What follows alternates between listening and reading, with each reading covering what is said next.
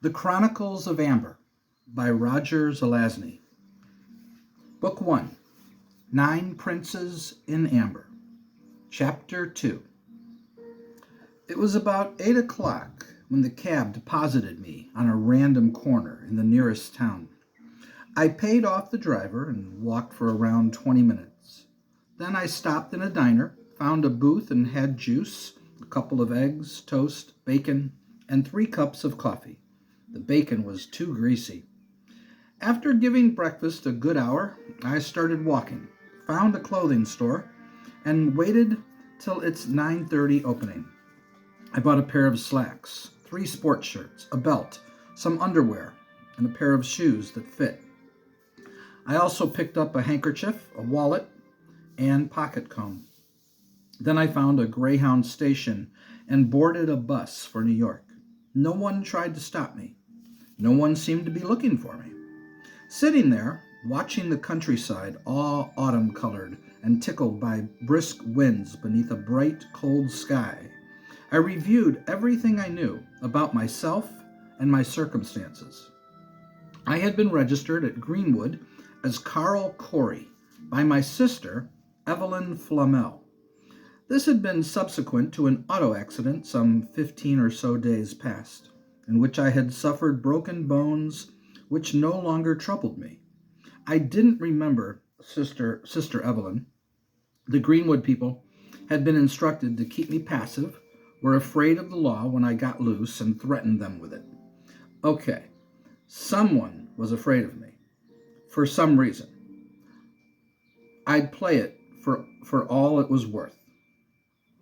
I forced my mind back to the accident, dwelled upon it till my head hurt.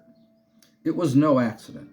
I had that impression, though I didn't know why. I would find out, and someone would pay. Very, very much would they pay. An anger, a terrible one, flared within the middle of my body. Anyone who tried to hurt me, to use me, did so at his own peril, and now he would receive his due, whoever he was, this one. I felt a strong desire to kill, to destroy whoever had been responsible. And I knew that it was not the first time in my life that I had felt this thing. And I knew, too, that I had followed through on it in the past, more than once. I stared out the window, watching the dead leaves fall. When I hit the big city, the first thing I did was to get a shave and haircut in the nearest clip joint, and the second was to change my shirt and undershirt in the men's room, because I can't stand hair down my neck. The .32 automatic, belonging to the nameless individual at Greenwood, was in my right-hand jacket pocket. I suppose that if Greenwood or my sister wanted me picked up in a hurry, a Sullivan violation would come in handy. But I decided to hang on to it. They'd have to find me first, and I wanted a reason. I ate a quick lunch, rode subways and buses for an hour, then got a cab to take me out to the Westchester address of Evelyn, my nominal sister, and hopeful jogger of memories. Before I arrived, I'd already decided on the tack I'd take. So when the door to the huge old place opened in response to my knock, after about a 30-second wait, I knew what I was going to say. I had thought about it as I'd walked up the long, winding white gravel driveway between the dark oaks and the bright maples, leaving leaves crunching beneath my feet, and the wind cold on my flesh-scraped neck within the raised collar of my jacket. The smell of my hair tonic mingled with a musty odor from the ropes of ivy that crowded all over the walls of that old brick place. There was no sense of familiarity. I didn't think I had ever been here before. I had knocked, and there had come an echo. Then I jammed my hands into my pockets and waited. When the door opened, I had smiled and nodded toward the mole-flecked maid with a swarthy complexion and a Puerto Rican accent. "Yes," she said. "I'd like to see Mrs. Evelyn Flamel, please." "Who shall I say is calling?" "Her brother, Carl." "Oh, come in, please," she told me.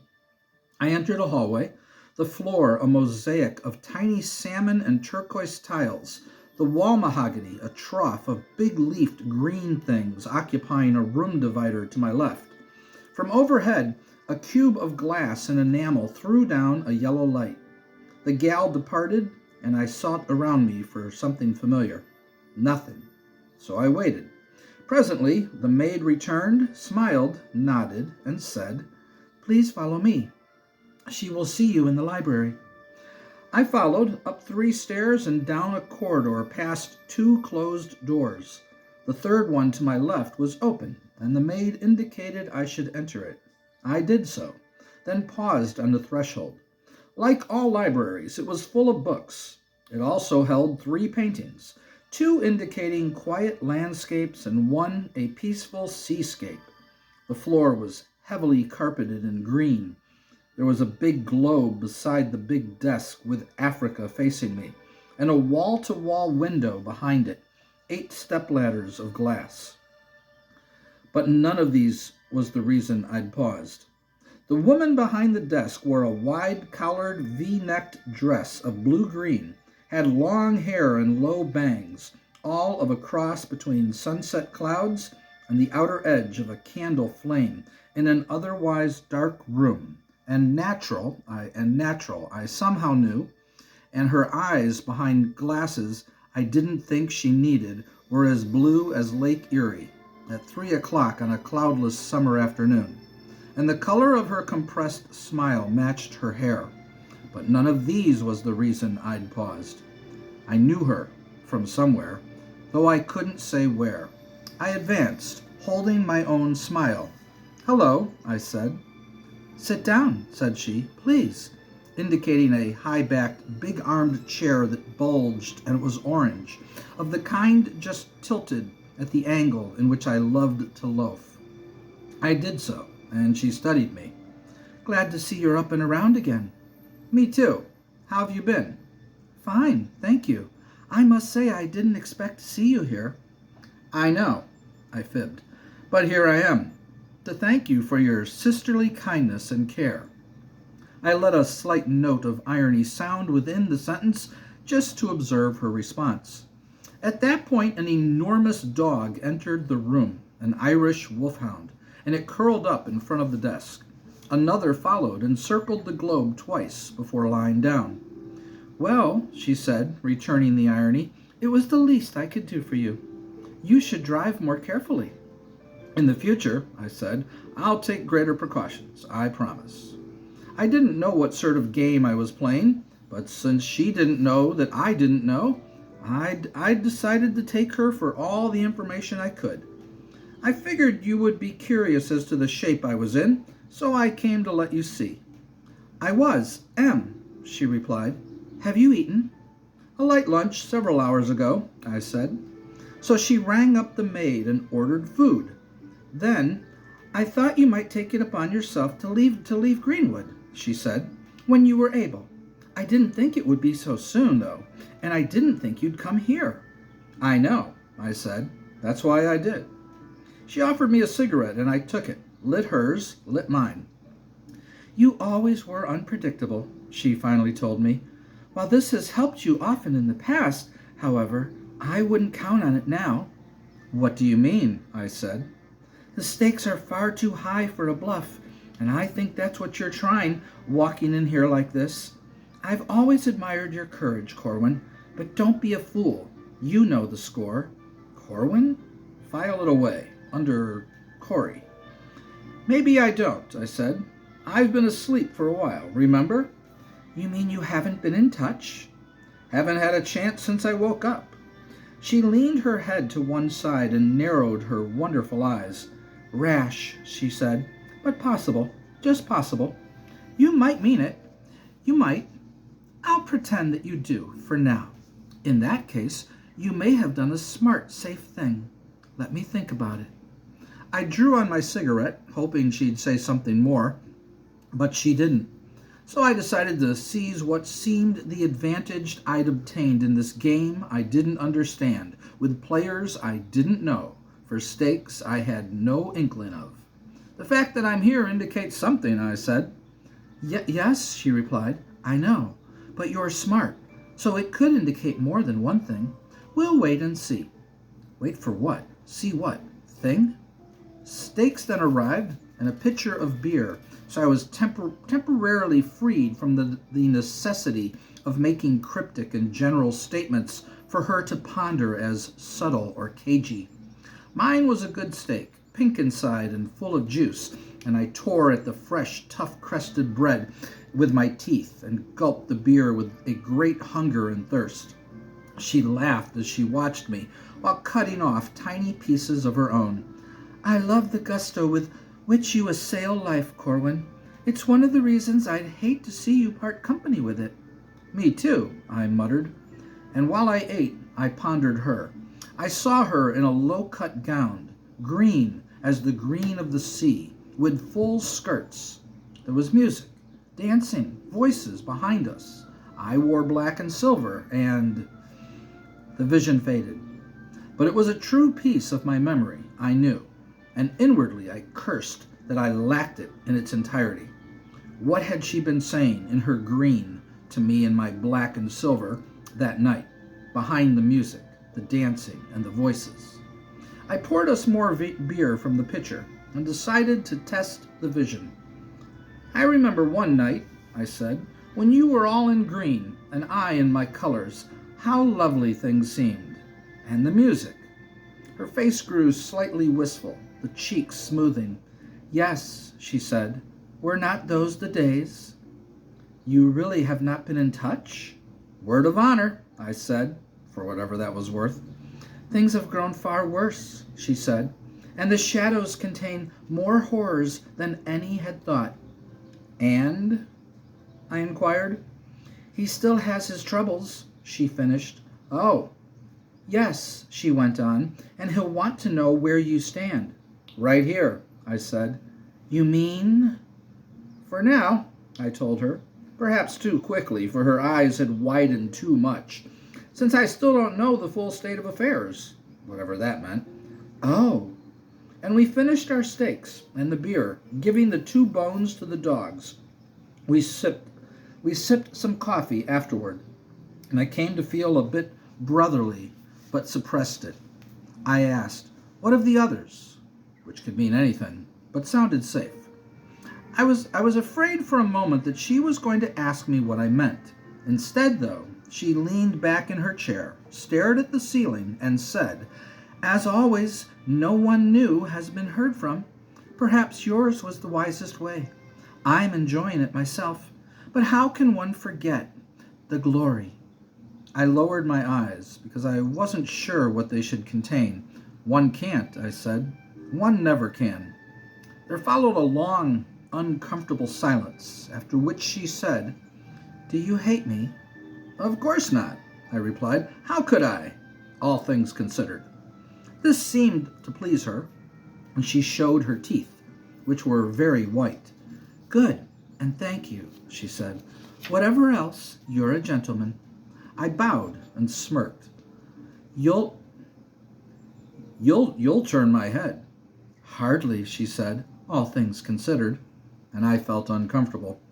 My anger was there, and I wondered whether she knew who it was that I needed to stay it.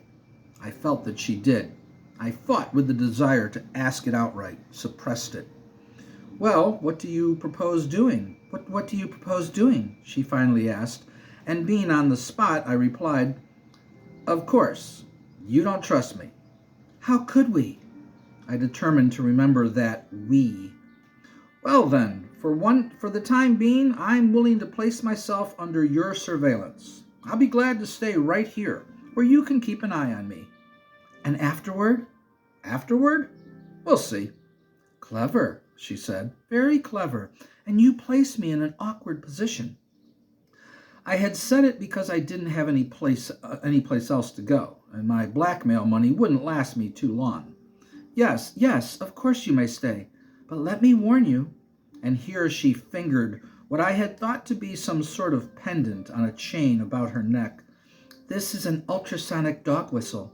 Donner and Blitzen have 4 brothers, and they're all trained to take care of nasty people, and they all respond to my whistle. So don't start to walk toward any place where you won't be desired. A toot or two, and even you will go down before them. Their kind is the reason there are no wolves left in Ireland, you know." "I know," I said, realizing that I did. "Yes," she continued, "Eric will like it that you are my guest. It should cause him to leave you alone, which is what you want, n'est-ce pas?" "Oui," I said. Eric. It meant something. I had known an Eric, and it had been very important, somehow, that I did. Not recently. But the Eric I had known was still around, and that was important. Why? I hated him. That was one reason. Hated him enough to have contemplated killing him. Perhaps I'd even tried. Also, there was some bond between us, I knew. Kinship? Yes, that was it. Neither of us liked it being brothers. I remembered. Big, powerful Eric, with his wet, curly beard and his eyes just like Evelyn's. I was racked with a new surge of memory as my temples began to throb and the back of my neck was suddenly warm. I didn't let any of it show on my face, but forced myself to take another drag on my cigarette, another sip of beer, as I realized that Evelyn was indeed my sister, only Evelyn wasn't her name. I couldn't think of what it was, but it wasn't Evelyn. I'd be careful, I resolved. I'd not use any name at all when addressing her until I remembered. And what of me? And what was it that was going on around me? Eric, I suddenly felt, had had some connection with my accident. It should have been a fatal one, only I'd pulled through. He was the one, wasn't he? Yes, my feelings replied. It had to be Eric. And Evelyn was working with him, paying Greenwood to keep me in a coma. Better than being dead, but I realized that I had just somehow delivered myself into Eric's hands by coming to Evelyn, and I would be his prisoner, would be open to new attack if I stayed. But she had suggested that my being her guest would cause him to leave me alone. I wondered. I couldn't take anything at face value. I'd have to be constantly on my guard. Perhaps it would be better if I just went away, let my memories return gradually. But there was this terrible sense of urgency. I had to find out the full story as soon as possible and act as soon as I knew it. It lay like a compulsion upon me. If danger was the price of memory and risk the cost of opportunity, then so be it. I'd stay. "And I remember," Evelyn said, and I realized that she had been talking for a while, and I hadn't even been listening. Perhaps it was because of the reflective quality of her words, not really requiring any sort of responses, and because of the urgency of my thoughts. "And I remember the day you beat Julian at his favorite game, and he threw a glass of wine at you and cursed you. But you took the prize, and he was suddenly afraid he had gone too far. But you laughed then, though, and drank a glass with him. I think he felt badly over that show of temper, normally being so cool. And I think he was envious of you that day. Do you recall? I think he has, to a certain extent, imitated many of your ways since then. But I still hate him, and hope that he goes down shortly. I feel he will." Julian. Yes and no. Something about a game and my baiting a man and shattering an almost legendary self-control. Yes, there was a feeling of familiarity, and no, I couldn't really say for certain what all had been involved. "And Cain, how you gulled him. He hates you yet, you know." I gathered I wasn't very well liked. Somehow the feeling pleased me. And Cain, too, sounded familiar. Very. Eric, Julian, Cain, Corwin. The names swam around in my head, and in a way it was too much to hold within me. "It's been so long," I said. Almost involuntarily, and it seemed to be true. "Corwin," she said, "let's not fence. You want more than security. I know that. And you're still strong enough to get something out of this, if you play your hand just right. I can't guess what you have in mind, but maybe we can make a deal with Eric." The we had we had obviously shifted. She had come to some sort of conclusion as to my worth and whatever it was going on. She saw a chance to gain something for herself. I could tell. I smiled, just a little. Is that why you came here? She continued. Do you have a proposal for Eric? Something which might require a go-between? I may, I replied. After I've thought about it some more. I've still so recently recovered that I have much pondering to do. I wanted to be in the best place, though, where I could act quickly, if I decided my best interests lay with Eric. Take care, she said. You know I'll report every word. Of course, I said, not knowing that at all and groping for a quick hedge, unless your best interests were conjoined with my own. Her eyebrows moved closer together, and tiny wrinkles appeared between them. I'm not sure what you're proposing. I'm not proposing anything yet, I said. I'm just being completely open and honest with you, and telling you I don't know. I'm not positive I want to make a deal with Eric. After all, I let the words trail off on purpose, for I had nothing to follow them with, though I felt I should. You've been offered an alternative? She stood up suddenly, seizing her whistle. Blaze, of course. Sit down, I said, and don't be ridiculous. Would I place myself in your hands this calmly, this readily, just to be dog meat because you happen to think of Blaze? She relaxed, maybe even sagged a little, then reseated herself. Possibly not, she finally said, but I know you're a gambler, and I know you're treacherous. If you came here to dispose of a partisan, don't even bother trying. I'm not that important. You should know that by now. Besides, I always thought you rather liked me. I did, and I do, I said, and you have nothing to worry about, so don't. It's interesting, though, that you should mention Blaze. Bait. There was so much I wanted to know. Why? Has he approached you? I'd rather not say, I replied, hoping it would give me an edge of some kind. And now that I knew Blaze's gender, if he had, I'd have answered him the same as I would Eric. I'll think about it. Blaze, she repeated, and Blaze, I said to myself inside my head, Blaze, I like you. I forget why, and I know there are reasons why I shouldn't, but I like you. I know it. We sat a while, and I felt fatigue, but didn't want to show it. I should be strong. I knew I had to be strong. I sat there and smiled and said, Nice library you've got here. And she said, Thank you. Blaze, she repeated after a time, do you really think he has a chance? I shrugged. Who knows? Not I, for certain. Maybe he does. Maybe not, too. Then she stared at me, her eyes slightly wide, and her mouth opening. Not you? She said. You're not proposing to try yourself, are you? I laughed then, solely for purposes of countering her emotion. Don't be silly, I said when I'd finished. Me? But as she said it, I knew she'd struck some chord, some deep buried thing, which replied with a powerful, why not? I was suddenly afraid. She seemed relieved, though, at my disavowal of whatever it was I was disavowing. She smiled then and indicated a built-in bar off to my left. I'd like a little Irish mist, she said. So would I, for that matter, I replied, and I rose and fetched two. You know, I said, after I reseated myself, it's pleasant to be together with you this way, even if it is only for a short time. For a shot time. The word says shot, okay. Even if it is only for a shot time. It brings back memories. And she smiled and was lovely. You're right, she said, sipping her drink. I almost feel an amber with you around. And I almost dropped my drink. Amber. The word had sent a bolt of lightning down my spine.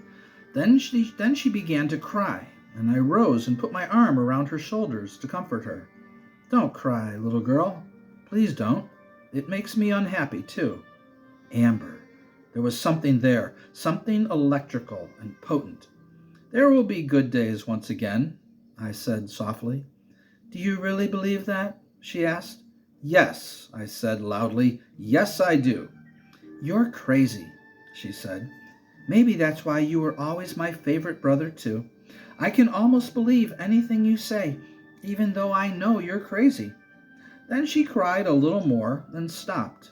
Corwin, she said, if you do make it, if by some wild and freakish chance out of shadow you should make it, will you remember your little sister Florimel? Yes, I said, knowing it to be her name. Yes, I will remember you. Thank you. I will tell Eric only the essentials, and mention Blaze not at all, nor my latest suspicions. Thank you, Flora. But I don't trust you worth a damn, she added. Remember that, too. That goes without saying. Then she summoned her maid to show me to her room, and I managed to undress, collapsed into the bed, and slept for 11 hours. And that's the end of chapter 2.